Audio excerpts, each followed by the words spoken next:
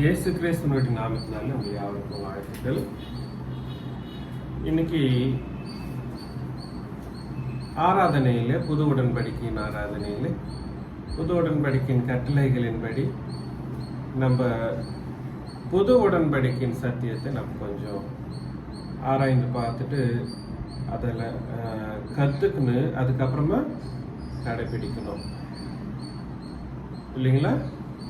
முக்கியமாக ஆராய்ந்து பார்க்கணும், 2 கற்றுக்கணும், 3 கடைபிடிக்கணும். இதுதான் நம்ம புது உடன்படிக்கையில் சங்கதிகளை நம்ம ஆராய்ந்து பார்க்கக்கூடிய விதானம்.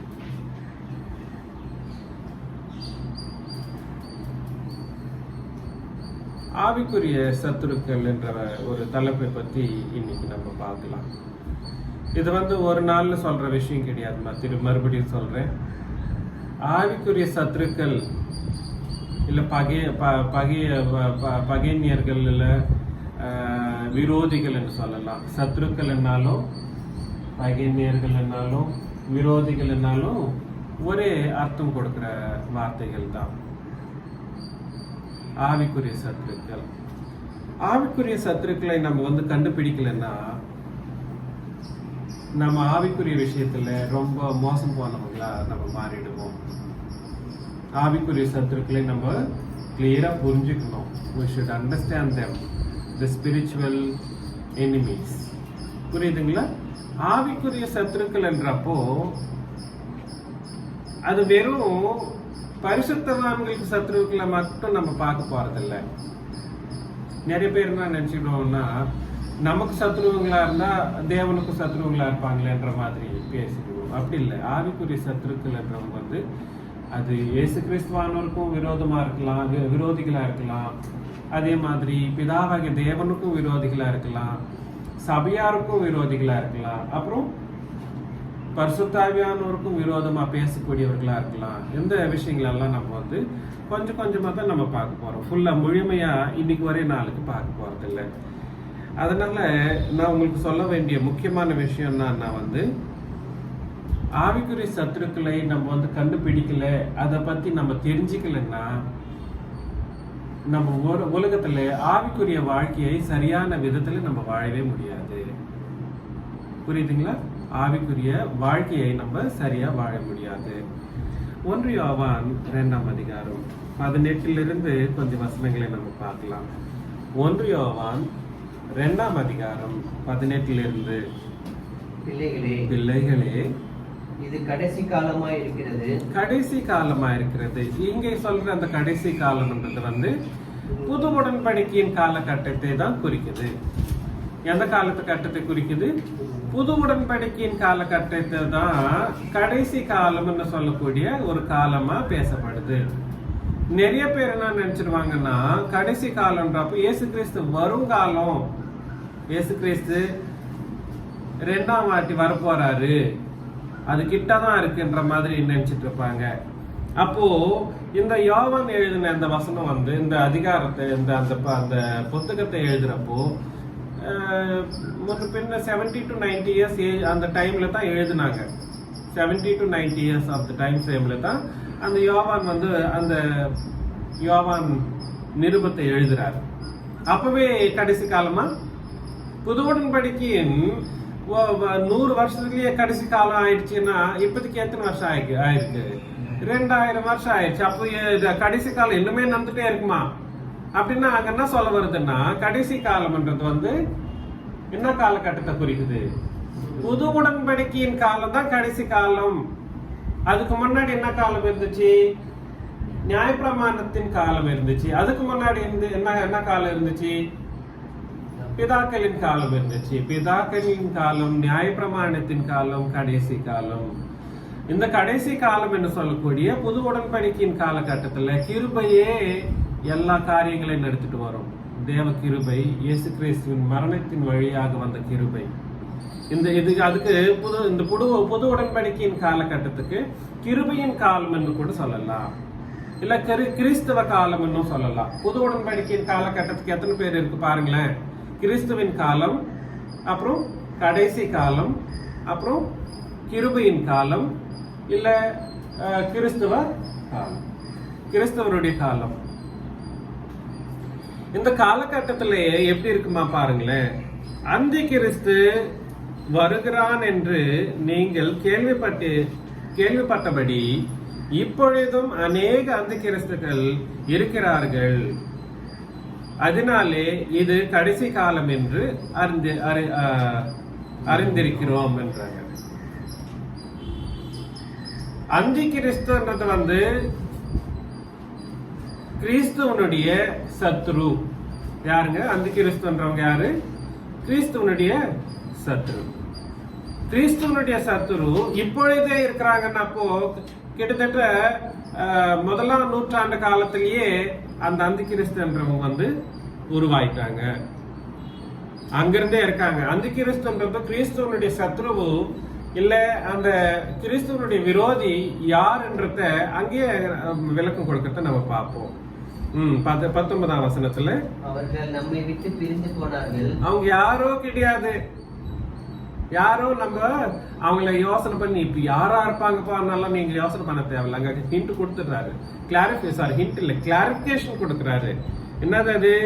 அவர்கள் நம்மை விட்டு பிரிந்து போனவர்கள் ஆகிலும் அவர்கள் நம்முடையவர்களாய் இருக்கவில்லை.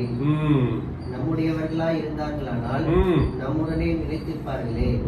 சபையில யாரெல்லாம் புது உடன்படிக்கையின் சபையில இருந்து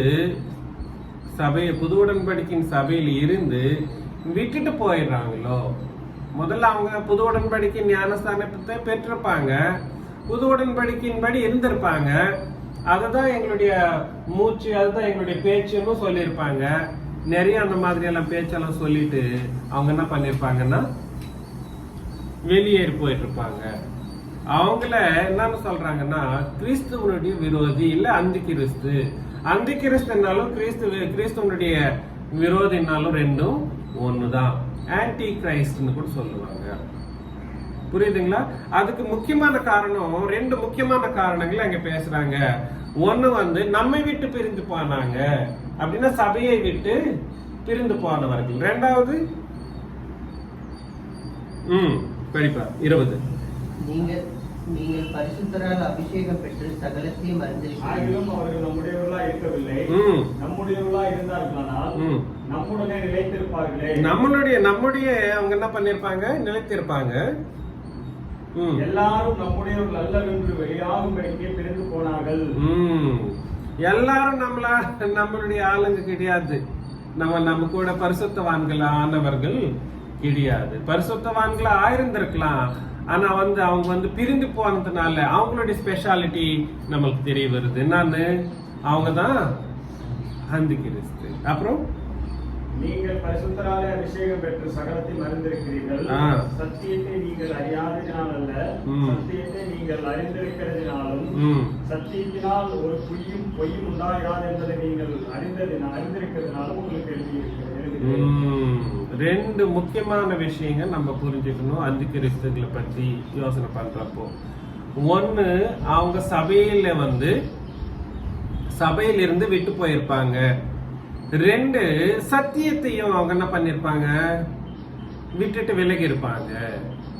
சபையையும் புது உடன்படிக்கையின் சத்தியத்தையும் விட்டுட்டு போனவங்களை யாருமே சரி நம்ம ஆளுங்கன்னு சொல்லி அவங்க கிட்ட நம்ம பழகிறது விட்டுடணும். புரியுதுங்களா நான் சொல்றது? 2 முக்கியமான காரியம்.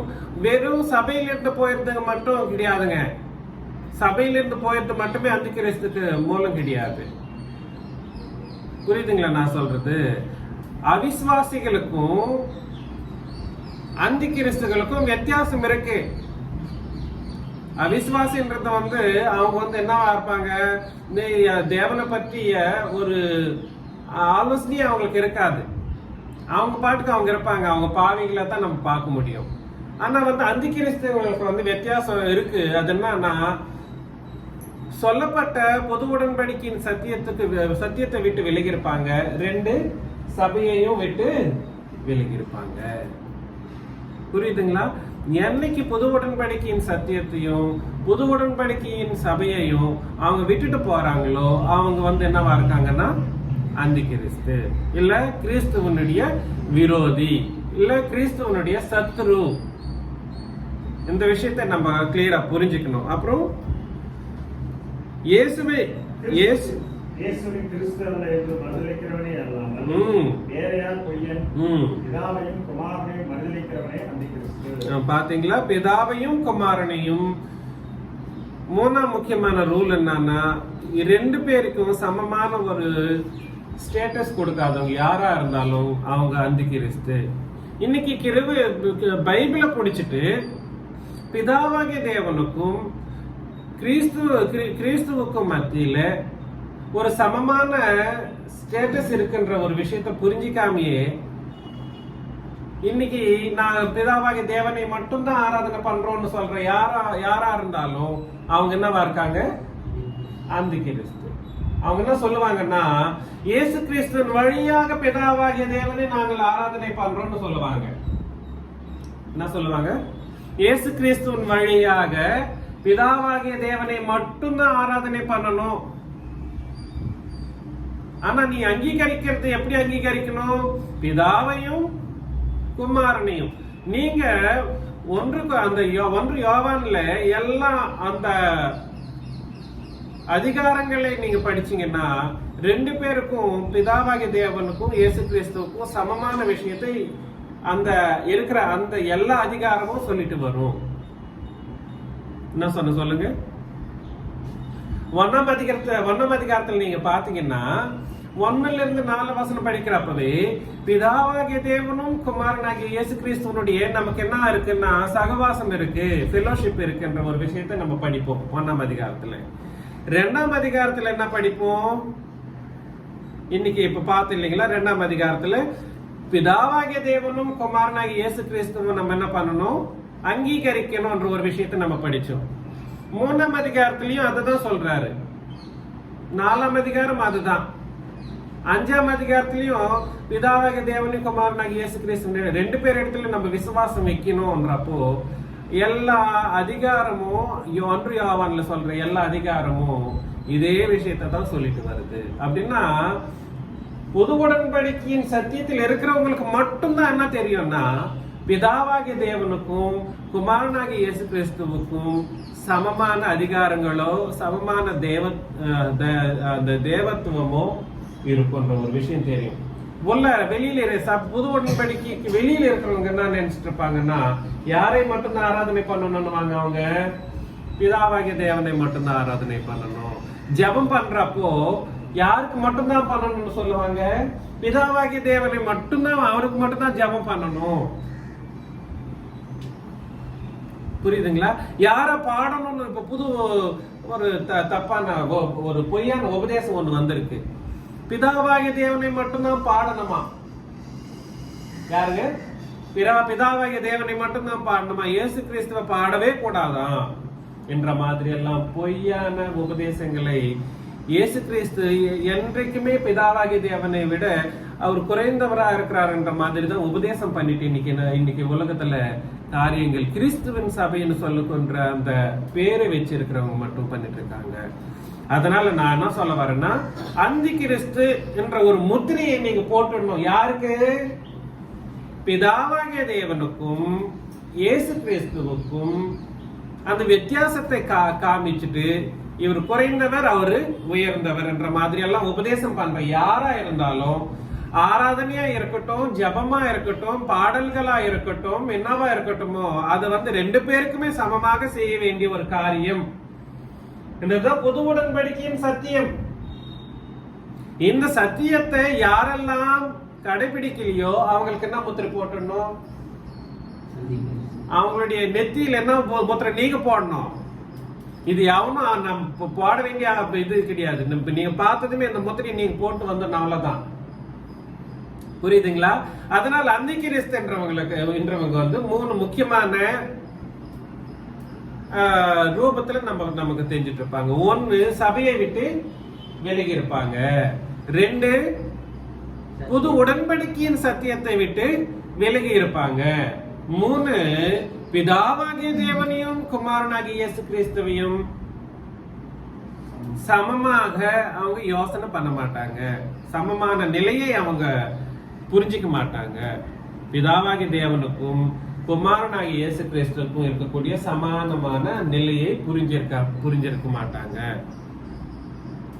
இந்த 3 கட்டத்துல எந்த விஷயத்தை அவங்க நடத்திட்டு இருந்தாலும் அவங்க என்னவா இருக்கிறாங்க, என்னவா முத்திரை போட்டு நம்ம அந்த கிறிஸ்து. புரியுதுங்களா? அப்புறம் கொரிந்தியர் 1 கொரிந்தியர் 8ஆம் அதிகாரத்துல 1 கொரிந்தியர் 8ஆம் அதிகாரம் 11 இருந்து 13 வசனம் நம்ம படிக்கலாம்.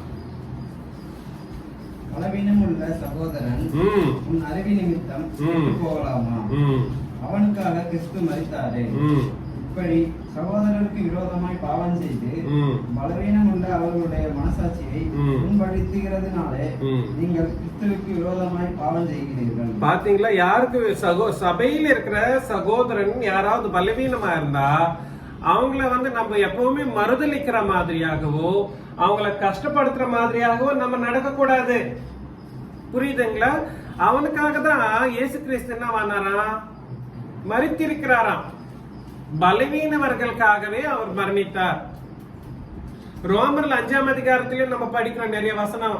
8ல இருந்து நீங்க படிக்கிறப்போ, 5ஆம் அதிகாரம் 8ல இருந்து படிக்கிறப்போ, நம்ம பாவிகளும் பலவீனர்களுமா இருக்கிறப்போ கர்த்தராகிய இயேசு கிறிஸ்து நம்மளுடைய பாவங்களுக்காகவும் பலவீனங்களுக்காகவும் மரித்தார் என்ற ஒரு விஷயத்தை நம்ம படிக்கிறோம். அதனால நான் என்ன சொல்ல வரேன்னா, அதுல உலகத்துல இருக்கக்கூடிய அந்த பாவிகளுக்காகவே இயேசு கிறிஸ்து மரித்தார்ன்னு நம்ம நம்புறப்போ சபையில் இருக்கக்கூடிய அந்த பலவீனர்களை நம்ம என்னவா பண்ணக்கூடாது, மறுதலிச்சோ இல்ல அவங்க குறைவா நினைச்சிட்டு நம்ம என்ன பண்ணக்கூடாது, அவங்கள ஒரு தப்பான முறையில நம்ம பார்க்கவே கூடாது. சபையில் இருக்கிறவங்களை நம்ம என்னைக்கு ஒரு குறைவான ஆலோசனையில நம்ம பார்க்கிறோமோ அவங்களுடைய பலவீனத்தின்படி நம்ம யாருக்கு விரோதிகளா மாறிடுவோமா? அதாங்க நம்ம நினைச்சிட்டு இருக்கோம், அப்பா மேல 3 ரூல்ஸை நம்ம ஃபாலோ பண்ணிட்டு இருக்கோம், அப்ப போதுமா நம்ம இயேசு கிறிஸ்துக்கு விரோதமா இல்ல தேவனுக்கு விரோதமா இல்லைன்னு நம்ம நினைச்சிட்டு இருந்தா சந்தோஷம் தான், அதுக்கு ஓகே. பட் சபையில் இருக்கிறவங்க கிட்ட நம்ம எப்படி நடந்துக்கணுமோ அந்த விதத்துல நம்ம நடந்துக்க வேண்டியவர்களா நம்ம இருக்கிறோம். 13ஆம் வசனம். ஆதலால் போஜனம் என் சகோதரருக்கு இடரல் உண்டாக்கினால் நான் என் சகோதரனுக்கு இடரல் உண்டாகாதபடிக்கு என்றைக்கும் மாம்சம் புசியாதிருப்பேன். பாத்தீங்களா? நம்ம சகோதரன் எந்த விஷயத்துல இடரல் பண்றாரோ அந்த விஷயத்தை நம்ம விட்டுடுறது நம்ம நல்லது. புரியுதுங்களா? எந்த சகோதரன் ஆகிலும் எந்த சகோதரி ஆகிலும் எந்த விஷயத்துல இடரல் அடைறாங்களோ அந்த விஷயத்தை நம்ம விட்டுடுறது நம்மளுக்கு நல்லது. இங்க போஜனம் என்றது மட்டும்தான் சொல்லப்பட்டிருக்குது. அது யாருடைய யோசனை, குறிக்கோள்? பவுலானவருடைய குறிக்கோள். போஜனம் நிமித்தம் கொஞ்சம் பேர்னா இடையில அழிந்தாங்களா அந்த கொரிந்து இருக்கிற அந்த சபையில இருக்கிறவங்க. அதனால அந்த எந்த போஜனத்தின்படி அவங்க இடரல் அடைகிறாங்களோ அந்த விஷயத்துல நான் என்னை கரெக்ட் பண்ணிக்கிறேன்னு சொல்லிட்டு பவுலானவர் ஒரு ஒரு டெஃபினிட்டிவ் ஆலோசனையில் அவர் நடக்கிறாரு. நம்ம எப்படி இருக்கணும்? எந்த விஷயத்திலையுமே அவங்களுடைய பலவீனத்தின்படி என்ன பண்ணக்கூடாதுங்க, இடரல் அடைகிற மாதிரி சொல்லுங்க நடந்துக்க கூடாது. இல்லைன்னா நம்மளும் என்னவாயிடுவோம், இயேசு கிறிஸ்துவனுடைய விரோதியாயிடும். ஃபர்ஸ்ட் சொல்லுங்க, ஃபர்ஸ்ட் ரூல் என்ன சொல்லுங்க? இயேசு கிறிஸ்துவனுடைய விரோதி யாரு?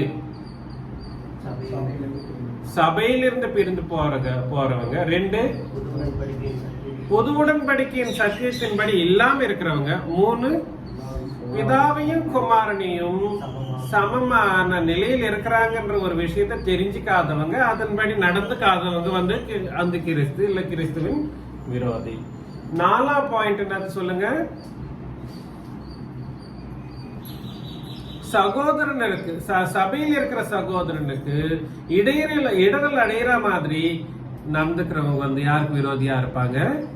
கிறிஸ்துவுக்கு விரோதியா இருப்பாங்க. 1 பேதுரு 3ஆம் அதிகாரம் 1 பேதுரு 3ஆம் அதிகாரம் 3ஆம் அதிகாரம் 12ஆம் வசனம் படிக்கிறப்போ கர்த்தருடைய கண்கள் ம். நீதிமான்கள் மேல் நோக்கமாய் இருக்கிறது. ம். அவருடைய செவிகள் ம். அவர்கள் வேண்டுதலுக்கு கவனமாய் இருக்கிறது. ம். தீமை செய்கிறவர்களுக்கோ ம். கர்த்தருடைய முகம் விரோதமாய் இருக்கிறது. பாத்தீங்களா? கர்த்தருடைய கண்கள் நீதிமான்கள் மேல் நோக்கமாய் இருக்கிறது. கர்த்தருடைய கண்களா நீதிமான்கள் மேல நோக்கமா இருக்குமா? நம்ம என்ன நினைச்சிட்டு இருப்போம், யாரும் பார்க்கலப்பா, என்னை யாருமே கண்டுக்கிறது இல்லப்பா, எனக்கு உடம்பு சரியில்லை, சபையில் இருக்கிறவங்களே என்ன எப்படி இருக்கிறேன்னு எனக்கு போன் பண்ணியும் பேசுறது இல்லப்பா, கஷ்டமா இருக்குன்ற மாதிரி எல்லாம் நம்ம நினைச்சிட்டு இருப்போம். இல்ல, நீ நீதிமானா இருக்கிறப்போ உன் மேல் யார் கண்கள் இருக்கு? கர்த்தருடைய கண்கள். கர்த்தர் என்று சொல்லக்கூடிய அந்த வார்த்தை வந்து அது போல்டா எழுதப்பட்டிருக்கு. அதனால அந்த வார்த்தை யாரை குறிக்குது? பிதாவாகிய தேவனை குறிக்குது. போல்டா இருக்கா? கர்த்தருடைய கண்கள் நீதிமான்கள் மேல் நோக்கமா இருக்கிறது. எப்படி நோக்கமா இருக்குதுன்னு அர்த்தங்க. என் பையன் எப்படி இருக்கானோ, என்னுடைய பையன் எப்படி இருக்கான், அவர் பார்த்துட்டே இருப்பாராம், அவனை உனக்கு என்ன தேவையோ பார்த்துட்டு இருப்பாராம். புரியுதுங்களா நான் சொல்றது? நீதிமான்கள், இன்னைக்கு நீதிமான்கள் என்று சொல்லக்கூடிய அந்த வார்த்தை வெறும் நமக்கு மட்டும்தான் சொந்தமான வார்த்தை. என்ன சொல்லுங்க? இன்னைக்கு நீதிமான் என்று சொல்லிக்கணும்னு சொன்னா, தேவன் நீதிமான் என்று பார்க்க வேண்டியவர்களோ இல்ல பார்க்கிறவர்களோ யாருன்னா புது உடன்படிக்கையின் சபையில புது உடன்படிக்கையின் நடக்கிறவர்களை மட்டும்தான் அவர் என்னவா பார்ப்பாரு? நீதிமானா பார்ப்பாரு. ஏன்னா நியாயப்பிரமாணத்தின் நீதி வேற, புது உடன்படிக்கையின் நீதி வேற. 2 நீதியின்படி நடக்கிறவங்க வந்து இன்னைக்கு நீதிமானா இருக்க முடியுமான்னா இருக்கவே முடியாது. இயேசு கிறிஸ்துவின் ரத்தத்தின் வழியாக விசுவாசம் வெற்றி நீதிமான்களாய் மட்டும்தான் இன்னைக்கு மாற வேண்டியவர்களா இந்த உலகத்தில் இருக்கக்கூடிய எல்லா மனுஷர்களும் இருக்காங்க. நீ நீதிமான் ஆக்கப்படுறதற்கு காரணம் என்ன? யாராகிலும் இன்னைக்கு நீதிமான மாற்றப்படணும்னா காரணம் என்னவா இருக்கணும்? அவருடைய மரணத்தில் சிந்தின ரத்தம் இருக்கே, அந்த ரத்தத்தின் வழியாக மட்டும்தான் இன்னைக்கு எல்லா உலகத்துல இருக்கக்கூடிய மனுஷர்கள் என்னவா மாறணும்? நீதிமான்களா மாற வேண்டியவர்களா இருக்காங்க, நீதிமான்கள் ஆக்கப்பட வேண்டியவர்களா இருக்காங்க. ஆனா அந்த ரத்தத்தை விட்டுட்டு உலகத்துக்குரிய அந்த ஜந்துக்களையோ அதன் ரத்தத்தின் படியோ நீதிமான்கள் ஆக்க முடியுமா? ஆக்கவே முடியாது. அதனால தேவ கண்கள் யார் மேல இருக்குங்களா? நீதிமான்கள் மேல் எப்படி இருக்குமா? இருக்கா? நோக்கமா இருக்கு. பார்த்துட்டே இருக்குன்ற மாதிரி இல்ல, நோக்கமானா வந்து இட் இஸ் வெரி உன்னிப்பா பார்க்கிறது. உன்னுடைய எவ்ரி அசைவைகளையும் தேவன் வந்து பார்த்துட்டே இருப்பாரு. எவ்ரி அசைவைகளையும் அவர் பார்த்துட்டே இருப்பாரு. எப்படி நீ இருக்கிற, எப்படி வாழ்ந்துட்டு இருக்கிறன்ற விஷயத்தை பார்த்துட்டு இருப்பாரு. அவருடைய செவிகள் அவர்கள் வேண்டுதலுக்கு கவனமா இருக்கிறது. வேண்டுதலுக்கு எப்படி இருக்கான்? கவனமா இருக்கான். என்னைக்கு நீ ஜெபம் பண்ண போற, என்னைக்கு உனக்கு நான் வந்து அந்த கிருபையின் வழியாக உன்னுடைய ஜெபத்துக்கு நான் வழிகாட்ட போறேன், உன்னுடைய ஜெபத்துக்கு நான் வந்து பதில் தர போறேன்ற ஒரு விஷயமா அவரு கவனமா கேட்டுட்டே இருக்கிறாராம். நம்ம வந்து நீதிமான்களா இருக்கிறோன்றதுனால நம்ம வந்து எல்லா விஷயத்தையும் நம்ம தேவனுக்கு வந்து தெரிவித்துட்டே வரணும். ஜெபத்துல அவ்வளவு க்ளோஸ்னஸ் இருக்காங்களா தேவன் இடத்துல? நமக்கு நம்ம இருக்கணும், அவ்வளவு க்ளோஸா இருக்கணும். எல்லா விஷயங்களையும் ஜபத்துல அவருக்கு சொல்லணும். அவர் கவனமா கேட்பாராம். எப்படி கேட்பாராம்? கவனமா கேட்பாராம். கவனமாய் கேட்குவாருன்ற அப்போ நம்ம வந்து எப்படி பண்ணக்கூடாது? அலட்சியமா கூட பண்ணக்கூடாது. நிறைய பேர் அலட்சியமா பண்ணிட்டு இருப்பாங்க ஜபத்தை. நெக்ஸ்ட் பாருங்களேன். தீமையை செய்கிறவர்களுக்கோ கர்த்தருடைய முகம் விரோதமாய் இருக்கிறது. பாத்தீங்களா? தீமை சபையில் இருக்கிறவங்களுக்கு தீமை செய்தா அவங்க யாருக்கு விரோதமா மாறிடுவாங்க? விரோதியா மாறிடுவாங்க. அதனாலதான் தீங்குன்றது வந்து சாத்தானுடைய கேரக்டர். தீங்கு யாருடைய கேரக்டர்? சாத்தான். தேவன் எப்பவுமே நல்லவராகவே இருக்கார். இயேசு கிறிஸ்து நல்லவராகவே இருக்கிறார். பரிசுத்த ஆவியானவரும் நல்லவராகவே இருக்கிறார். நாமளும் எப்படி இருக்கணும்? நல்லவர்களா இருக்கணும். நம்ம எப்படி இருக்கணும்? நல்லவர்களா இருக்கணும். தீங்கு நம்ம என்னைக்குமே யாருக்குமே செய்யக்கூடாது. எஸ்பெஷலி சபைன்னு வந்துட்டா சபையில இன்னும் அன்பாதான் இருக்கணுமே தவிர தீங்கு வந்து யாருக்குமே செய்யக்கூடாது. யோசனையில கூட வரக்கூடாது. அந்த தீங்கு செய்யற சிந்தனை கூட நமக்கு வரக்கூடாது. இது நம்ம புரிஞ்சுக்கணும். புரியுதுங்களா? சோ சொல்லுங்க என்னன்னதுங்க? கிறிஸ்துவுக்கு ஆவிக்குரிய சத்துருக்கள் என்றப்போ யார் யார் ஆவிக்குரிய சத்துருக்கள் என்ற விஷயத்துல நம்ம பார்த்துட்டு வந்துட்டு இருக்கோம். ஒண்ணு, புது உடன்படிக்கையின் சபையை விட்டு. சபைன்றது எல்லாரும் சபைன்னு தான் சொல்லிட்டு இருக்காங்க. அவங்கெல்லாம் சபை கிடையாது. புது உடன்படிக்கையின் படி சபை ஏற்பாடு பண்ணப்பட்டு அந்த சபையிலிருந்து விலகி போனவங்க வந்து தேவனுக்கு கிறிஸ்துவுக்கும் விரோதி, சத்ரு. 2, புது உடன்படிக்கையின் சத்தியத்தை விட்டு விலகி போனவங்க வந்து தேவனுக்கு விரோதம், கிறிஸ்துவுக்கும் விரோதி. 3, தேவனையும் கிறிஸ்துவையும் சமமான நிலையில புரிஞ்சிக்காத உலகத்துல வாழற எந்த மனுஷர்களும், அது பைபிள படிச்சிருந்தாலும் இல்ல புது கிறிஸ்துவ சபைன்னு சொல்லிக்கினாலும் அவங்க எல்லாம் கூட யாருக்கு விரோதியா இருக்காங்க? கர்த்தருக்கு விரோதியா இருக்காங்க. 4ஆம் பாயிண்ட் என்னதுங்க? சகோதரர்களுக்கு இடரல் அடைகிற மாதிரி யார் நடந்தாலும் அவங்களும் கிறிஸ்துவுக்கு விரோதிகளா மாறிடுவாங்களா? 5ஆம் பாயிண்ட் என்னதுங்க? நீதிமான்களா இருக்கக்கூடிய சபையில நீதிமான்களின் மேல் தீங்கு பண்ற எவனுமே நீ சபையில் இருந்தாலும் யாருக்கு விரோதியா இருப்பீங்க? யாருக்குங்க? பிதாவாகிய தேவனுக்கும் கர்த்தராகிய இயேசு கிறிஸ்துவுக்கும் விரோதியா இருப்பாங்க. இது நம்ம கண்டிப்பா நம்ம புரிஞ்சுக்கணும். இது ஜெனரிக்கா பேசுறப்போ இதெல்லாம் ரொம்ப சபையில் இருக்கிறவங்களை பத்தி பேசணும். ரோமர் 5ஆம் அதிகாரம் 8 to 10 வசனங்களை நம்ம பார்க்கிறப்போ, ரோமர் 5ஆம் அதிகாரம் 8 to 10 வசனங்களை நம்ம பார்க்கிறப்போ, நாம் பாவிகளாய் இருக்கையில் கிறிஸ்து நமக்காக மரித்ததினாலே தேவன் நம்மேல் வைத்த தமதண்டை விலக பண்ணினார். பாத்தீங்களா? நம்ம ஒரு அப்போ என்னவா இருந்தோம்?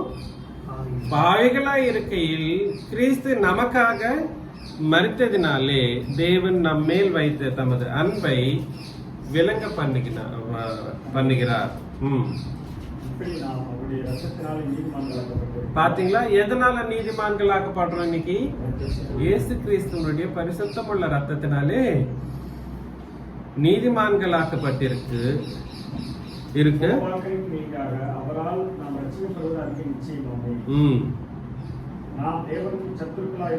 பாத்தீங்களா? எப்போ சத்துருக்களுங்க? பாவத்துல இருக்கிறப்போ நம்ம என்னவா இருப்போம்? சத்துருக்கள். நம்ம பாவம் பண்றப்போ தேவனுக்கு என்னவா இருப்போம்? சத்துருக்களா இருப்போம். நம்ம ஒரு full day Bible class ready பண்ணிக்கிட்டு என்ன பண்ண போறோம்னா,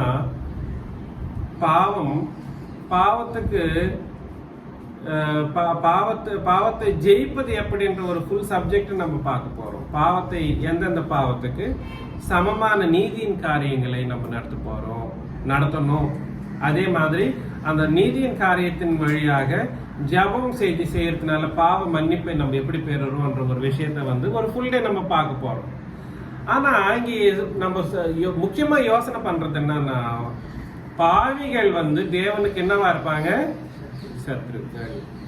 பாவிகள் தேவனுக்கு என்னவா இருப்பாங்க? பாவம் பண்றவங்க யாருக்கு சத்ருவா இருக்காங்க? தேவனுக்கு சத்ருவா இருக்காங்க. அதனால நம்ம பொய்யோ இல்ல பித்தலாட்டமோ இல்ல தப்பான சிந்தனைகளையோ எல்லாத்தையும் நம்ம என்ன பண்ணிடணும்? எல்லாத்தையும் என்ன பண்ணணும்? இன்னொரு விஷயம் என்னன்னா, சகோதரிகள் முக்கியமா சகோதரிகள் சொல்றது அந்த வீண் பேச்சு அதை அதிகமா பேசுவாங்க. சகோதரிகளே இல்ல, சகோதரர்களும் இன்னைக்கு அப்படிதான் பேசிட்டு இருக்காங்க நிறைய பேரு. வீண் பேச்சு பேசினாலும் அதுவும் தேவனுக்கு முன்பாக என்னவா இருக்குன்னா பாவமா இருக்கு. அவங்க மேல தேவனுடைய கோபாக்கினை வருமா? என்ன வருமா? தேவனுடைய கோபாக்கினை. அப்படின்னா என்ன அர்த்தம்னா, அது வீண் பேச்சு பேசுறது வந்து தேவனுக்கு பிடிக்காத ஒரு விஷயம். புரியுதுங்களா? நம்மளுடைய பேச்சு எவ்வளவு நம்ம லிமிட்டடா வச்சுட்டு சகோதரனோ இல்ல சகோதரனுடைய ஆவிக்குரிய வாழ்க்கை எவ்வளவு நல்லா அவங்களுடைய நம்மளுடைய பேச்சுனால அவங்களுடைய ஜீவிதம் வந்து சந்தோஷமா இருக்கிற மாதிரி நம்ம வச்சுக்கணும். அதன்படி நம்ம என்ன பண்ணணும்? நம்மளுடைய பேச்சுகளை பேசணும். அவங்க கஷ்டப்படுத்துற மாதிரியாகவோ துக்கப்படுத்துற மாதிரியாகவோ நம்ம என்ன பண்ணக்கூடாது? பேசக்கூடாது. அதனால என்ன சொல்ல வரேன்னா, பாவிகள் யாருக்கு விரோதி? தேவனுக்கும் கிறிஸ்துவுக்கும் பரிசுத்த ஆவியானவருக்கும். என்ன அந்த வசனங்கள் எல்லாம் எழுதுனது யாரின் மூலமா எழுதுனாங்க? அவர் சொன்னாரு, இவங்க எழுதுனப்போ அதன்படி நடக்கலன்னா யாருக்கும் விரோதியா இருக்கும்? பரிசுத்த ஆவியானவருக்கும் விரோதியா தான் இருக்கும். புரியுதுங்களா நான் சொல்றது? ஃபைனலி பிலிப்பியர் 3ஆம் அதிகாரம் 16 to 21 வசனங்களை நம்ம படிச்சுட்டு நம்ம முடிச்சுக்கலாம். ஆகிலும் பாருங்களா, அது புரிஞ்சுக்கணும். கொஞ்சம் பாருங்க. அது நாம் எதுவரையில் தேறி இருக்கிறோமோ ஒரே ஒழுங்கு. பாத்தீங்களா? ஒரே ஒழுங்கு அர்த்தங்க. டிசிப்ளைன் வந்து எப்படி வரும்? டிசிப்ளைன் என்றப்போ நீங்க ஒரு மாதிரி இருந்து நான் ஒரு மாதிரி இருந்து வருமா டிசிப்ளைன்? அதுதான் ஒழுங்குன்னுவாங்களா? இல்லைங்க. டிசிப்ளைனுக்கு ஒரே சிந்தனையோ ஒரே கட்டளையோ இருக்கணும். அப்பதான் ஒரே டிசிப்ளைன் வரும். புரியுதுங்களா? அதுதான் இங்க சொல்றாரு. எது வரைக்கும் தேறி இருக்கிறீங்களோ அதன்படி நீங்க என்ன நடந்துக்கணும்? அதன்படி ஒரே ஒழுங்காகவும் ஒரே சிந்தையா இருப்போமாக. ஒரே சிந்தை, ஒரே ஒழுங்கு எப்படி வரும்னா ஒரே உடன்படிக்கையின்படி தான் வருங்க. அதுதான் அங்க சொல்ல வராரு. உடன்படிக்கை ஒண்ணுன்னு நீங்க நினைச்சீங்கன்னா நம்ம எப்படி இருப்போம்? ஒரே சிந்தனையில இருப்போம். ஒரே சிந்தையின்படி நம்ம நடந்துக்குவோம். இல்ல இன்னைக்கு கிறிஸ்துவன் சபைன்னு சொல்லிக்கிற அந்த பொய்யான சபை இருக்கு பாருங்களேன். அவங்க வந்து 2 நியாயப்பிரமாணத்தையும் புது உடன்படிக்கையும் மட்டுமே கலக்கிறது இல்லைங்க. நான் சொல்றேன் பாருங்களேன். நியாயப்பிரமாணத்தையும் புது உடன்படிக்கையின் வசனங்களை மட்டும் கலந்து உபதேசம் பண்றது கிடையாது. உலகத்துல இருக்கிற நியூஸ் பேப்பர்ல இருக்கிற அந்த நியூஸ் கூட சேர்த்துருவாங்க. டிவில ஏதாவது ஒரு ஆக்சிடென்ட் பத்தி ஓடிடுச்சுன்னு வச்சுங்களேன், அதையும் இதுல சேர்த்துருவான். அது அவன் அப்படி போனா இது இப்படி ஆயிடுச்சு. இன்னொன்னு யாரு எவனை கொண்டா அதெல்லாம் பேசிட்டு ஒரு உபதேசமா பண்ணிட்டு மனுஷர்களை வந்து ஒரே சிந்தனையில இருக்கக்கூடிய மனுஷர்களை, ஒரே ஒழுங்காக இருக்கக்கூடிய மனுஷர்களை எப்படி பண்ணிட்டாங்கன்னா பாவிகளாக மாத்திட்டே வராங்க. காரணம் என்னன்னா அவங்களுக்கு புது உடன்படிக்கை என்ற ஒரு விஷயமே அவங்களுக்கு தெரியாது. என்ன தெரியாது? புது உடன்படிக்கைன்னு ஒண்ணு இருக்கு.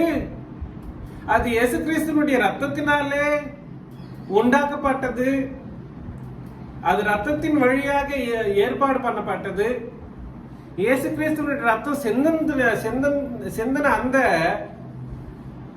க்ஷணத்திலிருந்து வெளிப்படுத்தின விசேஷம் இருக்கிற அந்த ஃபைனல் அதிகாரம் ஃபைனல் வசனத்துல அந்த மத்தியில இருக்கக்கூடிய அந்த வசனங்களை மட்டும்தான் புது உடன்படிக்கையா பார்க்கணும்ன்ற ஒரு பேசிக் விஷயம் கூட தெரியாம உபதேசங்கள் இன்னைக்கு பண்ணிட்டு இருக்காங்க. எங்க இருந்து புது உடன்படிக்கை? இயேசு கிறிஸ்து ரத்தம் சிந்தின அந்த நிமிஷத்தில் இருந்தும் வெளிப்படுத்தின விசேஷம் லாஸ்ட் அதிகாரம் லாஸ்ட் வசனம் இருக்கு இல்லைங்களா, அதுதான் என்னவா சொல்லணும்? புது உடன்படிக்கைன்னு சொல்லணும். அந்த ஒரு பேசிக் விஷயம் கூட தெரிஞ்சிக்காம லீஸ்டான விஷயம் தானே அது புது உடன்படிக்கை. அந்த விஷயத்த கூட தெரிஞ்சுக்காம இன்னைக்கு புது உடன்படிக்கையை பத்தி தெரிஞ்சுக்காம உபதேசம் பண்றவன் எப்படி எல்லாம் உபதேசம் பண்ணுவான்னா அவனுக்கு ஒரு குறிக்கோள் ஒண்ணு இருக்காது. அவங்களுடைய குறிக்கோள் வேற மாதிரி இருக்கும். எதுக்கு?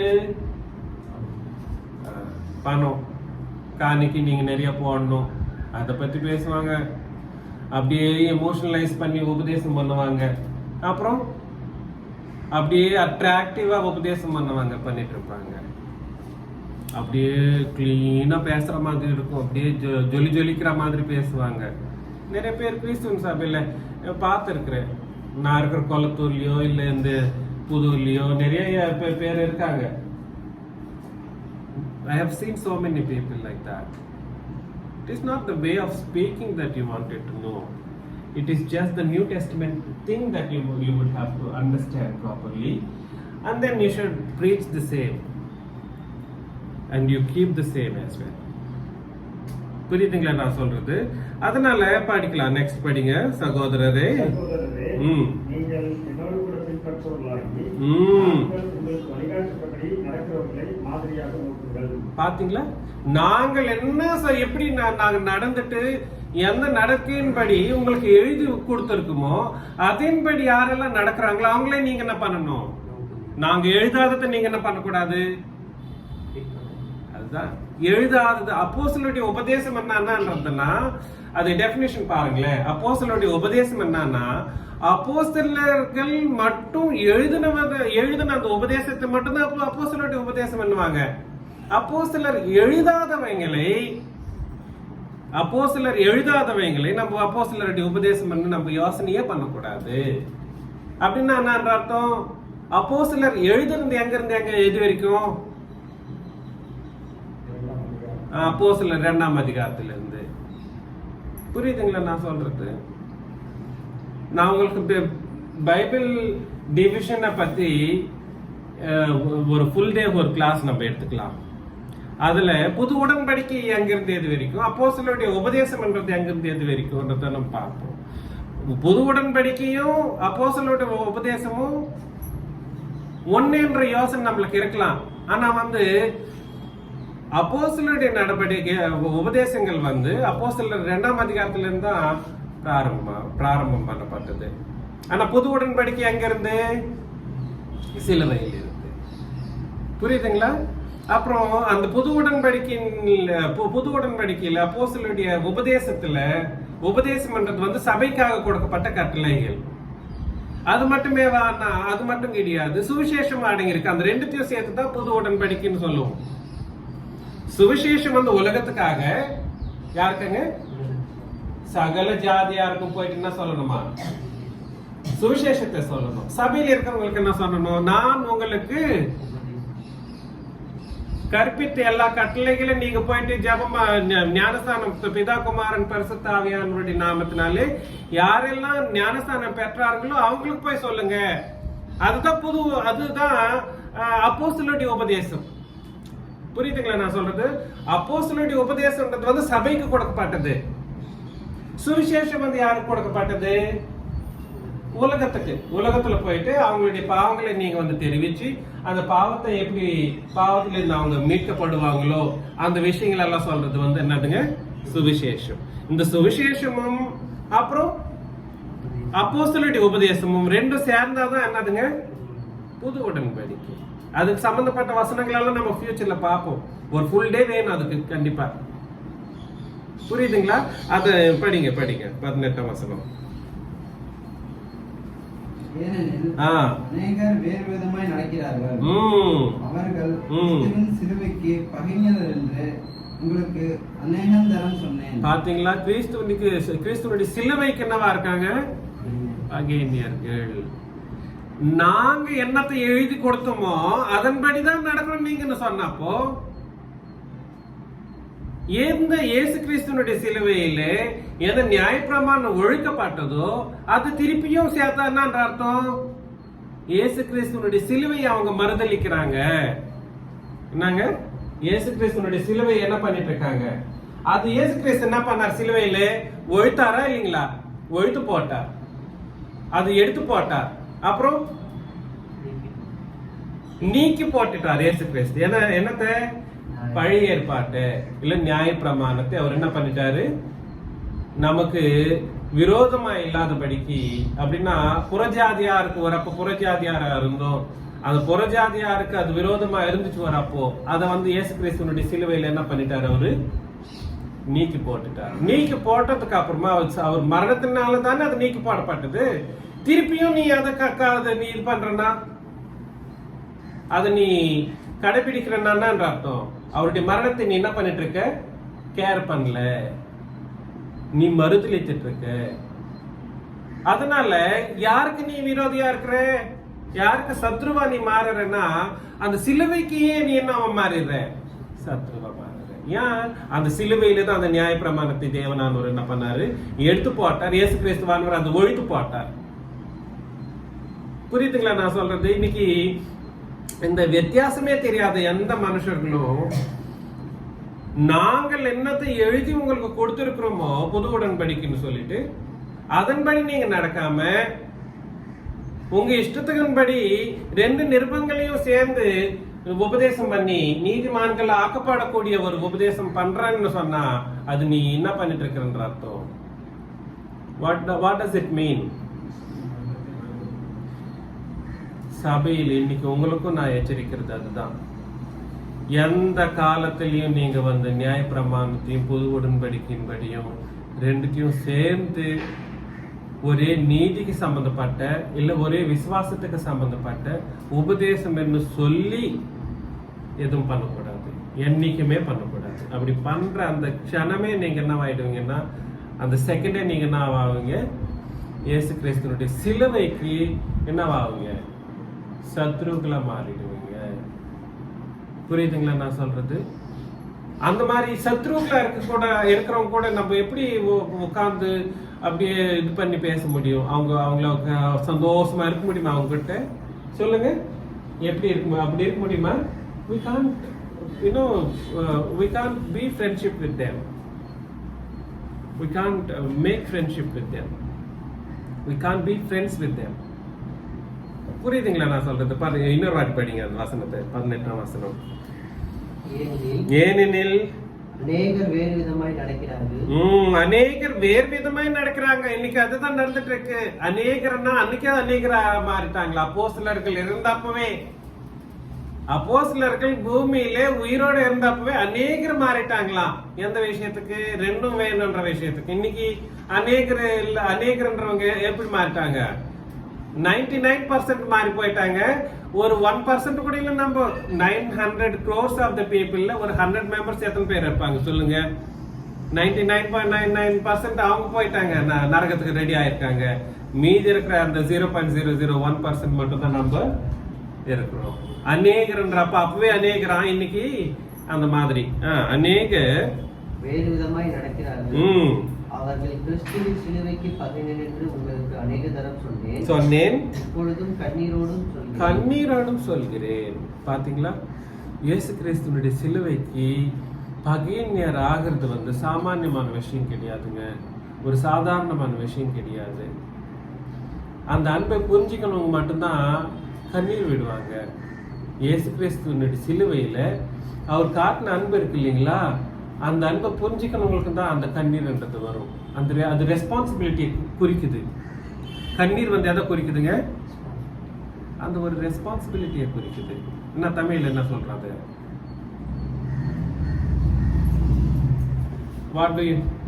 பொறுப்பை குறிக்குது. என்னத்தை குறிக்குதுங்க? பொறுப்பு இருக்கு. அந்த பொறுப்பு நம்மளுக்கு கண்ணீரோட தேவனுடைய புது உடன்படிக்கையின் சத்தியத்தை சொல்லணும், அந்த புது உடன்படிக்கையின் சத்தியத்துக்கு நிறைய பேர் கொண்டு வரணும்ன்ற ஒரு அந்த பொறுப்பு இருக்கா? கண்ணீர் விட்டு அந்த மாதிரி பண்ணக்கூடிய ஒரு பொறுப்பு நமக்கு இருக்கா? இருக்கணுங்க. ஏன்னா அவருடைய சிலுவைக்கு பகைஞர் நிறைய பேர் மாறிட்டு இருக்காங்க. பாவத்துல போயிட்டு போறாங்க, அதன்படி விரோதிகளா மாறுறாங்க. ஆனா சிலுவைக்கு பகைஞனா மாறுறது வந்து ரொம்ப ரொம்ப சபிக்கப்பட்ட ஒரு வாழ்க்கை, சிலுவைக்கு விரோதமா நடக்கிற வாழ்க்கை. புரியுதுங்களா நான் சொல்றது? நெக்ஸ்ட் படிங்க. அவர்களுடைய முடிவு அழிவு. அவர்களுடைய முடிவு ஏன் அழிவு வருதுன்னா அவர்களுடைய முடிவு சாதாரணமா இருக்க போறது இல்ல, அது அழிவாதான் இருக்கும். அவர்களுடைய தேவன் வயிறு. அவர்களுடைய தேவன் யாரா? வயிறு. வயிறு தான் அவங்களுடைய தேவன். என்ன இருக்கு இன்னைக்கு நான் நல்லா சாப்பிட்டு நல்ல காரு பங்களா இதெல்லாம் இருந்துச்சுன்னா போதுன்ற மாதிரி நினைச்சிட்டா அவங்களுடைய முடிவு சாதாரணமா இருக்காது. அவர்களுடைய மகிமை அவர்களுடைய இலட்சியே. அவர்களுடைய மகிமை அவர்களுடைய இலட்சியே. அவர்கள் பூமிக்கு அடுத்தவைகளை சிந்திக்கிறார்கள். என்னைக்குமே அவங்களுடைய சிந்தனை எது மேல இருக்கும்? அவங்க சபை என்ன 10 பேர் 11 12 பேர் இருப்பாங்க. அவங்க அவ்வளவுதாங்க என்னவாங்க. அவங்களுடைய யோசனை எத்தனை பேரு? எங்க கிட்ட 300 பேர் இருக்காங்க. 300 பேர் நரகத்துக்கு தான் போயிட்டு இருப்பாங்க. 300 பேரு கூட அந்த 301 ஆளு யாரு? உபதேசம் பண்றாங்க. அவனுக்கு தான் அதிகமான ஒரு ஆக்கினை தீர்ப்பு தீர்க்கப்படும். என்னடா நான் புது உடன்படிக்கையின்படிதான் நான் ஆக்கினை தீர்ப்பு தீர்க்க போறேன்ற விஷயம் நீ என்னைக்குமே படிக்கலையாடா? யோபு 2 யாக்கோபு 2 அதிகாரத்துல நான் சொன்ன அந்த வசனங்களை நீ என்னைக்குமே படிக்கலையாடா? சுதந்திரத்தின் நியமங்களின்படிதான் நான் என்ன பண்ண போறேன்? உங்களுக்கு நியாயம் தீர்க்கப்பட போறேன். நியாயம் தீர்க்க போறன்ற விஷயத்தை நீ என்னைக்குமே படிக்கலையாடா? நியாய பிரமாணத்தின்படி ஒருபோதும் ஒருவனும் நீதிமானாக தீர்க்கப்படவே முடியாது. அது அந்த காலம் நியாய பிரமாணம் என்போர்ஸ்மெண்ட்ல இருக்கிறப்போ செல்லுபடியில் இருக்கிறப்பவே ஒருத்தரும் நீதிமான் ஆக்கப்பட முடியலையா? நியாய பிரமாணத்தை ஒழித்து போனதுக்கு அப்புறமா அது எப்படி உன்ன நீதிமான் ஆக்கப்படுறதுக்கு உபயோகப்படும்? அது நியாய பிரமாணம் செல்லுபடியில் இருக்கிறப்பவே ஒருத்தனும் நீதிமானாக தீர்க்கப்பட முடியலையா?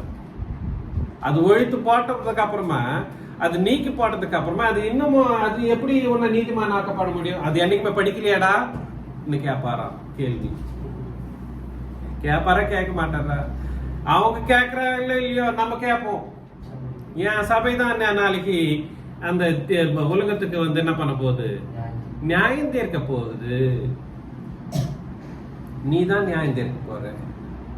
How great you are. சபையில் இருக்கிறவங்க நீங்க எவ்வளவு ஒரு மேன்மையானவர்களா நீங்க இருக்கீங்க. நீங்க யோசனை பண்ணிக்கணும். புரியுதுங்களா நான் சொல்றது? நெக்ஸ்ட் நம்முடைய குடியிருப்பு. நம்முடைய குடியிருப்பு அவங்களுக்கு அழிவு. அது நரகத்துல. நம்முடைய குடியிருப்போ பரலோகத்தில் இருக்கிறது. இது எதுக்கு நடந்துச்சுன்னா கிறிஸ்துவுக்கு சத்ருக்களா இருந்தா அப்படி நடக்கும். கிறிஸ்து சிலுவைக்கு சத்ருக்கள். சிலுவை தான் இங்க சென்டர் பாயிண்ட். புரியுதுங்களா நான் சொல்றது? சிலுவைக்கு சத்ருக்களை யாருமே இருக்கக்கூடாது. ஏன் சிலுவையில் என்ன நடந்துச்சு? 2 காரியம் நடந்துச்சு. ஒண்ணு நியாயப்பிரமாணம் ஒழிக்கப்பட்டது, அது அடிக்கப்பட்டது, அதுக்கப்புறமா நீக்கி போடப்பட்டது. அதே சிலுவையிலேயே புது உடன்படிக்கையும் உண்டாக்கப்பட்டது. அதனால சிலுவைக்கு சத்ரு யார் மாறுறான்னா 2 உபதேசத்தையும் ஒண்ணு சேர்த்து பண்றவங்க அப்படி மாறிட்டாங்க. நம்மளுடைய குடியிருப்பு எங்க இருக்குங்க? அப்பா நம்மளுடைய குடியிருப்பு எங்க இருக்கு?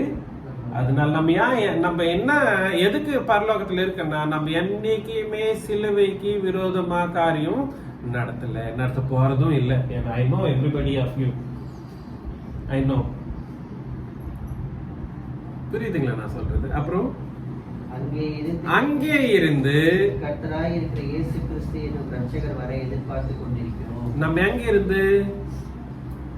இங்கிருந்து கிடையாது, அங்கிருந்தேவா அப்படின்னா அர்த்தம்னா உங்களுக்கு ஆல்ரெடி கன்ஃபார்ம் பண்ணப்பட்டிருக்கு. எங்க? பரலோகம். நீங்க எங்க இருக்கிறதா நீங்க யோசனை பண்ணிக்கணும், சிந்திக்கணும்னா நான் ஆல்ரெடி பரலோகத்துல இருக்கிறேன். அங்கிருந்து நீங்க என்ன பண்ணிட்டு இருக்கீங்க? இயேசு கிறிஸ்து எப்ப வரப்போறாருன்னு எதிர்பார்த்துட்டு இருக்கீங்க. அப்படின்னா அர்த்தம்னா புது உடன்படிக்கையின்படி கிறிஸ்துவனுடைய சிலுவைக்கு விரோதமா நம்ம என்னைக்குமே நடக்காததுனால நம்மளுடைய குடியிருப்பு எங்க இருக்குங்க? பரலோகத்தில் இருக்கு. அங்கிருந்து நம்ம என்ன பண்ணிட்டு இருக்கிறோமா? இயேசு கிறிஸ்துவனுடைய வருகையை நம்ம எதிர்பார்க்கிறோம். அப்புறம்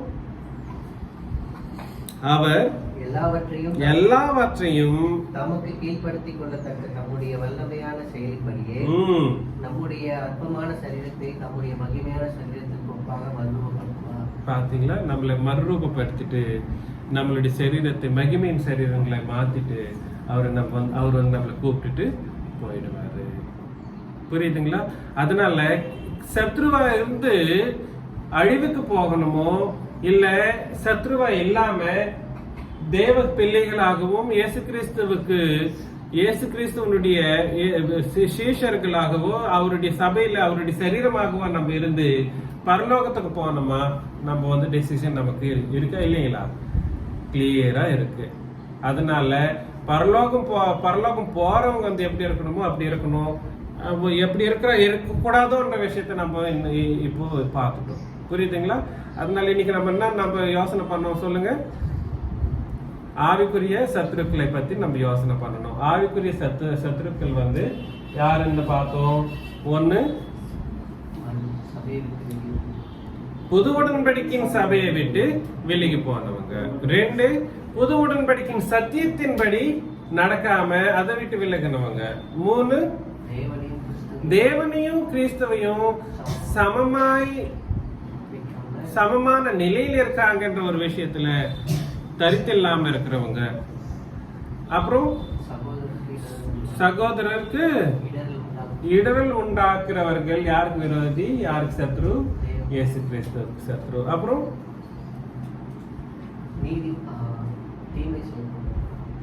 சபையில் இருக்கிறவங்களுக்கு தீங்கு செய்கிறவர்கள் மேலே தேவன் வந்து என்ன பண்ணுவாரு? தன்னுடைய கோபாக்கினையை காமிப்பார். அவங்க வந்து தேவனுக்கு சத்ருவுக்களா இருப்பாங்க. அதுக்கப்புறம் பாவிகள், பாவம் பண்றது யாருக்கு சத்ரு? தேவனுக்கு சத்ரு. பாவம் பண்ற யாரா இருந்தாலும் அவங்க தேவனுக்கு சத்ரு. அதுக்கப்புறமா புது உடன்படிக்கையின்படி நடக்காம அப்போஸ்தலர்கள் என்ன எழுதி கொடுத்தாங்களோ அவங்க எழுதினபடி அவங்க நடந்ததின்படி யாரெல்லாம் இன்னைக்கு உலகத்துல நடக்காம இருக்காங்களோ அவங்க சிலுவைக்கும் என்னவா இருக்காங்க? சத்துருக்களா இருக்காங்க. அவங்களுக்கோ அழிவு, நமக்கோ பரலோகம். புரியுதுங்களா? பரலோகம் வேணுமா? இதுதான் மார்க்கம். உங்களுக்கு எத்தனை இந்த மாதிரி சப்ஜெக்ட்ஸ் வருதோ பார்த்துக்கலாம். நீங்க நெக்ஸ்ட் வீக்ல இருந்து கூட நீங்க எப்ப பார்த்தாலும் நம்மளுடைய முடிவு என்னைக்குமே எங்க போய் நிற்கும்னா பரலோகம் கிட்ட தான் போய் நிற்கும். புரியுதுங்களா? உங்களே அவருக்கும்